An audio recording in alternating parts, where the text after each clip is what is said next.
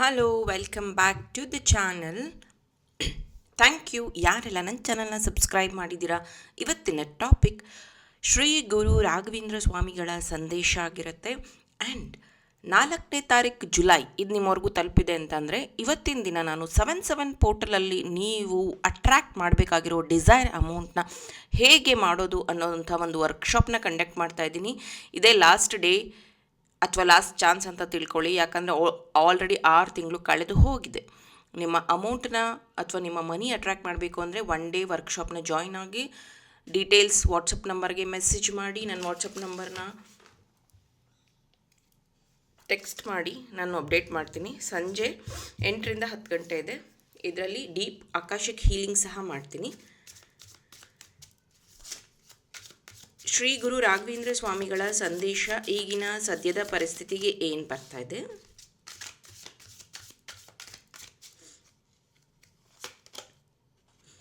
Five of Cups, 10 of Wands,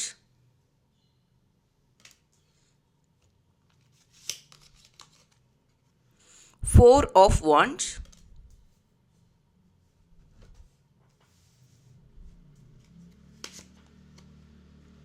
Six of Coins ಅಥವಾ 6 of Pentacles, 10 of Cups.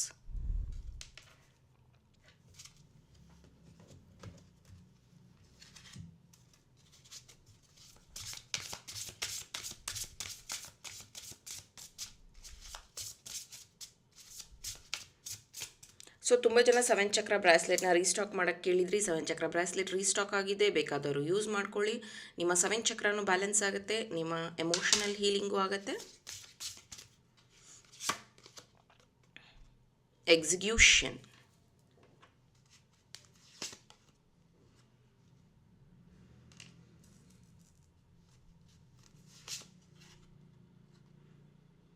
Resistance. Okay, so ನಿಮ್ಮ ಜೀವನದಲ್ಲಿ ಈಗ ಸದ್ಯದ ಪರಿಸ್ಥಿತಿಗೆ ಗುರು ರಾಘವೇಂದ್ರ ಸ್ವಾಮಿಗಳ ಸಂದೇಶ ಹೇಳೋದು ಅಂತಂದರೆ, ಮೊದಲಿಗೆ ನಿಮ್ಮಲ್ಲಿ ತುಂಬ ಸ್ಟಕ್ ಎನರ್ಜೀಸ್ ಫೀಲ್ ಆಗ್ತಿದೆ. ಇದು ನಿಮ್ಮಿಂದ ಅಲ್ಲ, ಹೊರಗಡೆ ಅವರಿಂದ. ಸೊ ನೀವು ಮಾಡ್ತಾ ಇರೋ ಕೆಲಸ ಆಗಿರಬಹುದು, ಅಥವಾ ನೀವು ಓದ್ಕೊತಾ ಇರೋ ಎಜುಕೇಷನ್ ಬಗ್ಗೆ ಆಗಿರಬಹುದು, ನಿಮ್ಮ ಫ್ಯಾಮಿಲಿ ಬಗ್ಗೆ ಆಗಿರಬಹುದು. ಈ ನೆಗೆಟಿವಿಟಿನ ನೀವು ಕೇಳಿಸ್ಕೊತಾ ಇದ್ದೀರಾ, ಅಥವಾ ಅದನ್ನು ಕೇಳಿಸ್ಕೊಂಡ್ಮೇಲೆ ನಿಮಗೆ ಅದು ತುಂಬ ದುಃಖವನ್ನು ತಂದು ಕೊಡ್ತಾ ಇದೆ. ನಿಮ್ಮನ್ನು ಅದು ನಿಮ್ಮ ಅವರನ್ನು ಡಿಸ್ಟರ್ಬ್ ಮಾಡ್ತಿದೆ ಅಂತ ಕಾಣಿಸ್ತಾ ಇದೆ. ಸೊ ನಿಮ್ಗೆ ಅನ್ನಿಸ್ತಾ ಇದೆ ನಾನು ಅಥವಾ ನಾವು ಚಿಕ್ಕವರಿದ್ದಾಗ ಚೆನ್ನಾಗಿತ್ತು, ಅಥವಾ ನಮ್ಮ ಅಜ್ಜಿ ತಾತ ಇದ್ದಾಗ ಚೆನ್ನಾಗಿತ್ತು, ಇವಾಗ ಇವರೆಲ್ಲ ಈ ಥರ ಮಾತಾಡ್ತಾ ಇದ್ದಾರೆ, ಅಥವಾ ನಮ್ಮ ಫ್ಯಾಮಿಲಿ ಬಗ್ಗೆ ನೆಗೆಟಿವ್ ಹೇಳ್ತಾ ಇದ್ದಾರೆ, ಅಥವಾ ನನ್ನ ಬಗ್ಗೆ ನೆಗೆಟಿವ್ ಹೇಳ್ತಿದ್ದಾರೆ. ಇದನ್ನೆಲ್ಲ ನೀವು ಫೇಸ್ ಮಾಡ್ತಾ ಇದ್ದೀರ. ಆ್ಯಂಡ್ ತುಂಬ ಸ್ಪಿರಿಚುವಲಿನೂ ನೀವು ತುಂಬ ಸ್ಟ್ರಾಂಗ್ ಇದ್ದೀರಾ. ಸ್ಪಿರಿಚುವಲ್ ಪ್ರಾಕ್ಟೀಸಸ್ನ ಮಾಡ್ತೀರಾ, ಸ್ಪಿರಿಚುಯಾಲಿಟಿಯಲ್ಲಿ ಇದ್ದೀರಾ. ದೇವ್ರ ಧ್ಯಾನ ಮಾಡುವಂಥದ್ದು, ಅಥವಾ ನಾರ್ಮಲ್ ಮೆಡಿಟೇಷನ್ಗಳನ್ನು ಮಾಡುವಂಥದ್ದು, ಚಕ್ರ ಧ್ಯಾನ ಮಾಡುವಂಥದ್ದು, ರೇಖಿ ಹೀಲಿಂಗ್, ಈ ಥರ ನೀವು ಕಲ್ತ್ಕೊಂಡಿರಬಹುದು. ಆದರೆ ನಿಮ್ಮ ಎನರ್ಜಿ ಎಲ್ಲೋ ಒಂದು ಕಡೆ ಸ್ಟಕ್ ಆಗ್ತಿದೆ. ಲಾಸ್ಟ್ ವೀಕ್ ಧೂಮ್ರಾವತಿ ಜಯಂತಿ ದಿನ ನಾನು ಒಂದು ಮೆಡಿಟೇಷನ್ ಮಾಡಿಸಿದ್ದೆ. ಸೊ ಅದರಲ್ಲಿ ಕಾರ್ಡ್ ಕಟ್ಟಿಂಗ್, ನೆಗೆಟಿವ್ ರಿಮೂವಲ್ನ ಮಾಡಿಸಿದ್ದೆ. ತುಂಬ ಚೆನ್ನಾಗಿ ಅದು ಎಲ್ಲರಿಗೂ ರಿಸಲ್ಟ್ ಕೊಟ್ಟಿತ್ತು. ಸೊ ನಿಮಗೂ ಆ ಥರದ ಅವಕಾಶ ಸಿಕ್ಕಿದ್ರೆ ಮಾಡಿಸ್ಕೊಳ್ಳಿ.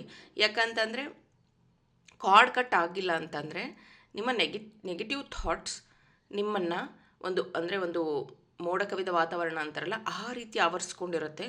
ನಿಮ್ಮನ್ನು ಯಾವುದೇ ರೀತಿಯ ಮುಂದುವರಿಯೋದಕ್ಕೆ ಅಥವಾ ಡಿಸಿಷನ್ಸ್ ತಗೊಳ್ಳೋದಕ್ಕೆ ಅದು ಬ್ಲಾಕ್ ಮಾಡ್ತಾ ಇರುತ್ತೆ. ಈಗ ನಿಮ್ಗೆ ಅನ್ನಿಸ್ತಾ ಇರೋವಂಥದ್ದು, ನೀವು ತುಂಬ ಅಂದರೆ ಇಲ್ಲಿ ಎಕ್ಸಿಕ್ಯೂಷನು ಇದೆ, ರೆಸಿಸ್ಟೆನ್ಸು ಇದೆ,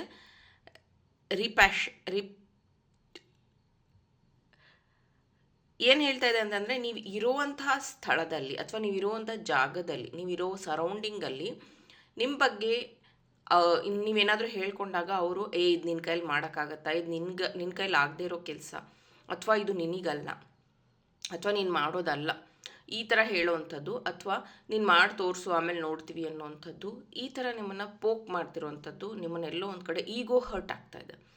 ನೀವು ದೇವರ ಹತ್ರ ಪ್ರೇಯರ್ ಮಾಡುವಾಗ, ದೇವರ ಹತ್ರ ಯೋಚನೆ ಮಾಡುವಾಗ, ಗುರುಗಳ ಹತ್ರ ನೀವು ಹೇಳ್ಕೊಳ್ಳೋವಂಥದ್ದು, ನನಗೆ ಈ ಥರದ ಡಿಸೈರ್ ಮನೆ ಅಥವಾ ಡಿಸೈರ್ ಜಾಬ್ ಅಥವಾ ಡಿಸೈರ್ ಪಾರ್ಟ್ನರ್ ಏನೋ ಒಂದು ನೀವು ಏನು ಕೇಳ್ಕೊತಾ ಇರ್ತೀರಲ್ಲ, ಫಾರ್ ಎಕ್ಸಾಂಪಲ್ ದೇವ್ರ ಹತ್ರ ನೀವು ನನ್ನ ರಾಜನನ್ನಾಗಿ ಮಾಡು ಅಂತ ಕೇಳ್ಕೊತೀರ, ದೇವ್ರು ಅದಕ್ಕೆ ತಥಾಸ್ತು ಅಂತ ಅಂತಾರೆ.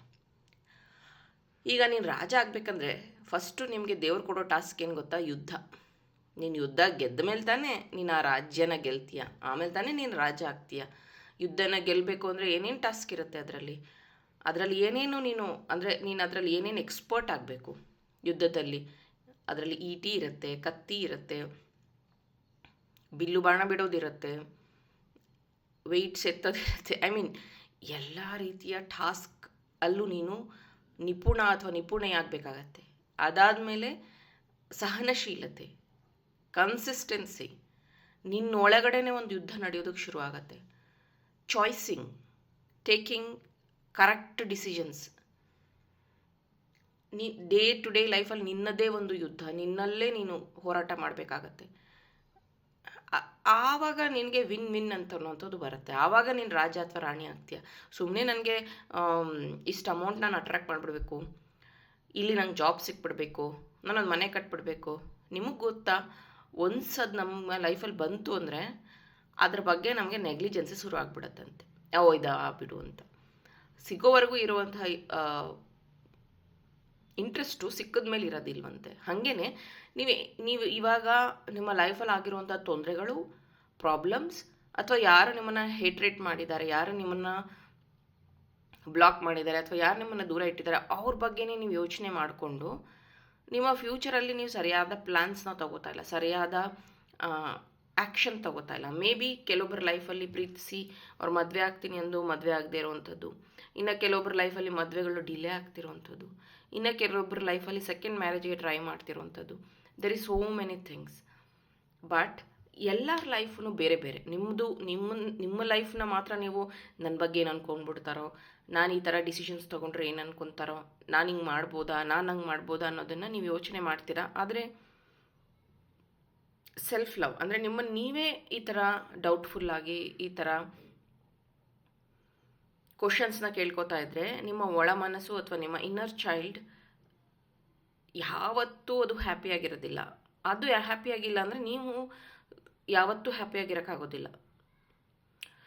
ಸೊ ನೀವು ಏನೇ ವಿಶ್ನ ದೇವರ ಹತ್ರ ಕೇಳ್ಕೊಳ್ಳುವಾಗ, ಏನೇ ವಿಶ್ ಬಗ್ಗೆ ನೀವು ಮ್ಯಾನಿಫೆಸ್ಟ್ ಮಾಡುವಾಗ, ಬಿ ಕ್ಲಿಯರ್ ಆನ್ ದ್ಯಾಟ್. ನಾನು ಹೇಳ್ದಂಗೆ ರಾಜ ಆಗಬೇಕು ಅಂದರೆ ಫಸ್ಟ್ ಯುದ್ಧ ಮಾಡಬೇಕು, ಎಕ್ಸ್ಪರ್ಟಿ ಆಗಬೇಕು, ನೀವು ಒಂದಷ್ಟು ಸಿಚುವೇಶನ್ಸ್ನ ಫೇಸ್ ಮಾಡಬೇಕು. ಆಗ ನೀವು ಒಂದು ರಾಜ ಅಥವಾ ರಾಣಿ ಆಗೋದಕ್ಕೆ ಸಾಧ್ಯ. And it's a step by step process. ನೀವು ಚಿಕ್ಕ ವಯಸ್ಸಿಂದ ಏನೋ ಒಂದು ಸಮಾಜದಲ್ಲಿ ಒಂದು ಕಟ್ಟುಪಾಡಲ್ಲಿ ಬೆಳ್ಕೊಂಡು ಬಂದಿರ್ತೀರ. ಸಡನ್ನಾಗಿ ಶಿಫ್ಟ್ ಅಂತ ಸಿಕ್ಕಿದಾಗ ನಿಮಗೆ ಗೊತ್ತಾ, ನಾನು ಮನಿ ಕ್ಲಾಸಲ್ಲೂ ಅದನ್ನೇ ಹೇಳ್ಕೊಡೋದು. ಸಡನ್ನಾಗಿ ವೆಲ್ತ್ ಬಂದಾಗೂ ಮನುಷ್ಯ ತಿಕ್ಲಾಗ್ತಾನೆ, ಅಂದರೆ ತಲೆ ಕೆಟ್ಟೋನಂಗೆ ಆಗ್ತಾನಂತೆ. ಅದನ್ನು ಹ್ಯಾಂಡಲ್ ಮಾಡೋಕ್ಕಾಗಲ್ಲ. ಈಗಿರೋ ನಿಮ್ಮ ಪರಿಸ್ಥಿತಿಗೆ ಸಡನ್ನಾಗಿ ಮನೆಗೆ ದುಡ್ಡು ಬಂದ ತಕ್ಷಣ ಎಲ್ಲರೂ ಫಸ್ಟ್ಗೆ ಮಿಡಲ್ ಕ್ಲಾಸ್ ಫ್ಯಾಮಿಲಿಯಲ್ಲಿ ನೀನು ಏನು ಮಾಡಿದೆ, ಇಷ್ಟೊಂದು ದುಡ್ಡು ಬರ್ತಾಯಿದೆ, ಏನಾದ್ರು ಕೆಟ್ಟ ಕೆಲಸ ಮಾಡ್ತಿದ್ಯಾ, ಅಥವಾ ಏನಾದರೂ ತಪ್ಪುದಾರಿ ಹಿಡಿದಿದ್ಯಾ, ಅಥವಾ ಯಾರ ಹತ್ರ ಇದೇ ತಾನೇ ಕೇಳ್ತಾರೆ ಅವರು. ಸೆಕೆಂಡ್, ಇಷ್ಟೊಂದು ದುಡ್ಡು ಬಂದಿದೆ ನಮಗೆ ಕೊಡು. ಥರ್ಡ್, ನಿನಗೆ ಇಷ್ಟು ಚಿಕ್ಕ ವಯಸ್ಸಲ್ಲಿ ಇಷ್ಟು ದುಡ್ಡು ಹೆಂಗೆ, ಈ ಥರ. ಬಿಕಾಸ್ ಅದು ಫ್ಯಾಮಿಲಿ ರೂಟ್ಸಿಂದ ಬಂದಿರೋವಂಥದ್ದು, ಅಥವಾ ನೀವು ಸುತ್ತ ಇರೋ ಸಮಾಜದಲ್ಲಿ ನಿಮ್ಮನ್ನು ಆ ಥರ ನೋಡ್ತಾರೆ. ಆ ಕ್ವಶನ್ಸ್ ಅಥವಾ ಆ ಒಂದು ಪ್ರಶ್ನೆ ಅಥವಾ ಆ ಸಿಚುವೇಶನ್ನ ನೀವು ಫೇಸ್ ಮಾಡಬೇಕು ಅಂದರೆ, ರಾಜ ಆಗಬೇಕಾದ್ರೆ you have to be more perfect, you have to be more active. ನಿಮ್ಮ ಏನಂತಾರೆ, ಮೆಂಟಲಿ, ಎಮೋಷನಲಿ ನೀವು ಸ್ಟ್ರಾಂಗ್ ಆಗಿರಬೇಕು ಆ ಮನಿನ ಹ್ಯಾಂಡಲ್ ಮಾಡೋಕ್ಕೆ. ಸುಮ್ಮನೆ ಅಧಿಕಾರನ, ಮನಿನ ಅಥವಾ ಸಿಚುವೇಶನ್ನ ಅಟ್ರ್ಯಾಕ್ಟ್ ಮಾಡೋದು ಒಂದೇ ಅಲ್ಲ. ನಾನು ಈಗಲೂ ಹೇಳ್ತೀನಿ, ಲಾ ಆಫ್ ಅಟ್ರಾಕ್ಷನ್ ಅಥವಾ ಮ್ಯಾನಿಫೆಸ್ಟೇಷನ್ ಸಿಕ್ಕಾಪಟ್ಟೆ ಈಸಿ, ತುಂಬ ಈಸಿ. ಎಷ್ಟೊಂದು ಜನಕ್ಕೆ ಅದು ಬಂದ ಮೇಲೆ ಹ್ಯಾಂಡಲ್ ಮಾಡೋಕ್ಕಾಗ್ದಲ್ಲೇ ಎಲ್ಲ ರಿವರ್ಸಲ್ ಆಗೋಗ್ಬಿಡುತ್ತೆ. ಬಂದಿತ್ತು ಹೊಟ್ಟೋಯ್ತು, ಸ್ಟಾರ್ಟಿಂಗ್ ಆಯಿತು ಆಮೇಲೆ ಆಗ್ತಾಯಿಲ್ಲ, ಮುಂಚೆ ಇತ್ತು ಇವಾಗಿಲ್ಲ, ಆವಾಗೊಂದು ಸತಿ ಮಾಡಿದಾಗ ಸಕ್ಸಸ್ ಆಗಿತ್ತು ಇವಾಗ ಆಗ್ತಾಯಿಲ್ಲ, ಈ ಥರ ಹೇಳ್ತಾರಲ್ಲ. ಬಿಕಾಸ್ ಅವರಿಗೆ ಆ ಒಂದು ವಿಶ್ ಫುಲ್ಫಿಲ್ ಆದಮೇಲೆ ಹ್ಯಾಂಡಲ್ ಮಾಡೋಕ್ಕೆ ಬರೋದಿಲ್ಲ, ಅಥವಾ ಅವ್ರ ಕಾರ್ಡ್ ಕಟ್ ಆಗಿರೋದಿಲ್ಲ, ಅಥವಾ ಅವ್ರ ಕರ್ಮ ರಿಲೀಸ್ ಆಗಿರೋದಿಲ್ಲ, ವಿಶ್ಯನ ಫುಲ್ಫಿಲ್ ಆಗಿಬಿಡತ್ತೆ ಅವರಿಗೆ. ಆಮೇಲೆ ಅದನ್ನು ಮುಂದುವರ್ಸೋಕ್ಕೆ ಬರೋದಿಲ್ಲ.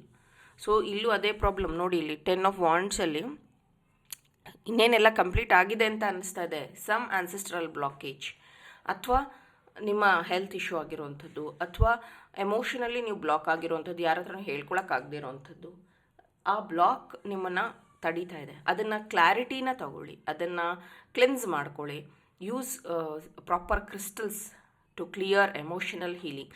ಇವಾಗ ನೋಡಿ, ಮೆಂಟಲ್ ಬ್ಲಾಕ್ಸ್ ಅಥವಾ ಕ್ರೌನ್ ಚಕ್ರ ಬ್ಲಾಕ್ ಆಗಿರೋವಂಥದ್ದು, ಅಥವಾ ಯಾರೇ ಏನೇ ಹೇಳಿದ್ರು ನಿಮಗೆ ಅದನ್ನು ತಗೊಳಕ್ಕಾಗ್ತಾ ಇಲ್ಲ, ಇಟ್ಸ್ ಕಂಪ್ಲೀಟ್ಲಿ ನಿಮಗೆ ಒಂಥರ ನೆಗ್ಲೆಕ್ಟ್ ಅಂತ ಅನ್ನಿಸ್ತಾ ಇದೆ ಅಂತಂದರೆ, ನಿಮ್ಮ ಕ್ರೌನ್ ಚಕ್ರ ಹೀಲ್ ಆಗಬೇಕು ಅಂದರೆ you have to use this amethyst sphere ಬಾಲ್ನ ನೀವು ನೋಡೋದ್ರಿಂದ, ಇದನ್ನು ಅಬ್ಸರ್ವ್ ಮಾಡೋದ್ರಿಂದ ನಿಮ್ಮ ಥರ್ಡ್ ಐ ಚಕ್ರ ಹೀಲ್ ಆಗುತ್ತೆ, ಕ್ರೌನ್ ಚಕ್ರ ಹೀಲ್ ಆಗುತ್ತೆ. ಇದರಿಂದ ಡಿಸಿಷನ್ಸ್ ಮೇಕಿಂಗ್ ಈಸಿ ಆಗುತ್ತೆ. ಆಮೇಲೆ ದೃಷ್ಟಿ, ನರದೃಷ್ಟಿ ದೋಷ ಆ ಥರ ಏನಾರ ಇದ್ರೂ ಈ ಕ್ರಿಸ್ಟಲ್ ಅದನ್ನು ಅಬ್ಸರ್ವ್ ಮಾಡ್ಕೊಳ್ಳುತ್ತೆ. ಇನ್ನೊಂದು ಸತಿ ಹೇಳ್ತೀನಿ, ಕ್ರಿಸ್ಟಲ್ಸ್ ಇದನ್ನೆಲ್ಲ ಅಬ್ಸರ್ವ್ ಮಾಡ್ಕೊಂಡ್ಮೇಲೆ ಒಡೆದು ಹೋಗುತ್ತೆ, ಮುರಿದು ಹೋಗುತ್ತೆ. ಅದರ ಕೆಲಸ ಅದು ಸರ್ವ್ ಮಾಡಿದ್ಮೇಲೆ ಅದು ಹೊಟ್ಟೋಗುತ್ತೆ. ಸೊ ಹಾಗಂತ ತೊಗೊಂಡ ತಕ್ಷಣ ಒಡೆದೋಗುತ್ತೆ, ಹಾಳಾಗುತ್ತೆ ಅಂತಲ್ಲ. Crystals have more energies compared to human, because ಅದು ಭೂಮಿಯೊಳಗೆ ಎಷ್ಟೋ ಕೋಟಿ ವರ್ಷಗಳಿಂದ ಇರೋವಂಥದ್ದು. ನಾವೆಲ್ಲ ಈಗ ಅಂದರೆ ನಮ್ಮದೆಲ್ಲ ಏನು ಹುಟ್ಟು ಸಾವು ನಡೀತಾ ಇರುತ್ತೆ. ಕ್ರಿಸ್ಟಲ್ ಎಷ್ಟೋ ವರ್ಷಗಳ, ಕೋಟಿ ವರ್ಷಗಳ ಹಿಂದೆ ಅದು ಫಾರ್ಮ್ ಆಗಿರೋದು ಭೂಮಿಯೊಳಗಡೆ. ಸೊ ನಾವೆಷ್ಟು ಲಕ್ಕಿ, ಅದು ನಮ್ಮ ಜೀವನದಲ್ಲಿ ಬಂದು ನಮ್ಮನ್ನು ಹೀಲ್ ಮಾಡುತ್ತೆ. ಅಂದರೆ ಕ್ರಿಸ್ಟಲ್ಸ್ ವಿಲ್ ಚೂಸ್ ಯು. ನಿಮ್ಮ ಹತ್ರ ದುಡ್ಡಿದೆ ಅಂತ ನೀವು ಕ್ರಿಸ್ಟಲ್ ಪರ್ಚೇಸ್ ಮಾಡೋಕ್ಕಾಗಲ್ಲ, crystals will choose you. So ಇದು ನಿಮ್ಮ ರೀಡಿಂಗ್ ಆಗಿತ್ತು. ಐ ಹೋಪ್ ಇದರಿಂದ ಇನ್ಸೈಟ್ಸ್, ಇನ್ಫಾರ್ಮೇಷನ್ ಸಿಕ್ಕಿದ್ದೆ, ಹೆಲ್ಪ್ಫುಲ್ ಆಗಿದೆ ಅಂತ. Thank you.